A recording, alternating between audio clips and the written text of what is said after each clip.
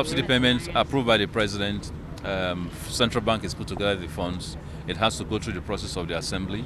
It is right now through a letter from the president. It's been passed on to the National Assembly, and they're looking at it. This inspection, led by the Minister of State Petroleum Resources himself, comes after a series of appeals and assurances that there is enough petrol in stock in the country.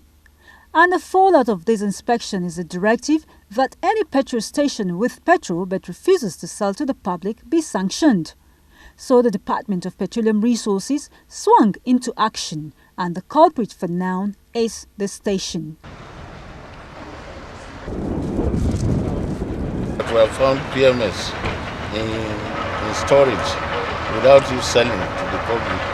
What the DPR is going to do is to sell off whatever you have to the public. So we are going to call the public to come, and then we're going to sell it to the public. And we are warned not to do this because we're going to also impose sanction on you. Do as instructed. Like 100 cars. Above that, if it takes above that, we'll go ahead. Okay. Just for clarification, are you paying for this? Oh, I'm not paying. Well, you could describe it as a lucky day for these motorists because, as we just witnessed, the Director DPR brought the hammer down on this station after it was discovered that it had fuel in stock but was not selling. So all the motorists here have been given fuel free of charge. I feel is really good because fuel stations can't just be hoarding fuel and leave us to suffer. This is the NNPC Super Mega Station, the biggest in the Federal Capital Territory. And following ministerial directive that all NNPC stations do 24-hour operations, we are here to find out if the Super Mega Station is compliant. Before, the queue was terrible, but when we start 24 hours now, I think they think the queue is getting to end. Even today is only one single line that we have in this station. Effective as these temporary measures may be, motorists in the Federal Capital Territory say the situation is an anomaly that must be addressed from the roots.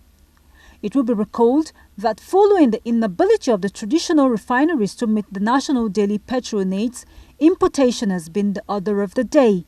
Oil marketers who have complimented the NNPC in ensuring free flow of the product across the country have, in the last 1 year, been partially uncooperative, following government's inability to fully clear their subsidy claims. The constant vandalism of the smooth network of petroleum product pipelines has also hampered the distribution, making trucking across the country the only option. The situation industry players say is further complicated by various groups such as independent marketers, petrol tanker drivers, road transport owners and labor unions who capitalize on the slightest excuse to disrupt operations. Managers of the sector have given assurances that the marketers would be paid their claims. Yet, the situation, Nigerians say, remains open-ended, with questions bothering on the nation's status as one in the top 10 league of world oil producers. What plans are on to boost the domestic refining capacity? How long will Nigeria continue to depend on importation of petrol? How sustainable is the petrol subsidy regime? These are questions which the current administration says it is poised to address as it prioritizes fixing the downstream subsector. The question again on the lips of Nigerians is, how soon? In Abuja, I'm Hauwa Salihu Adama, NTA News.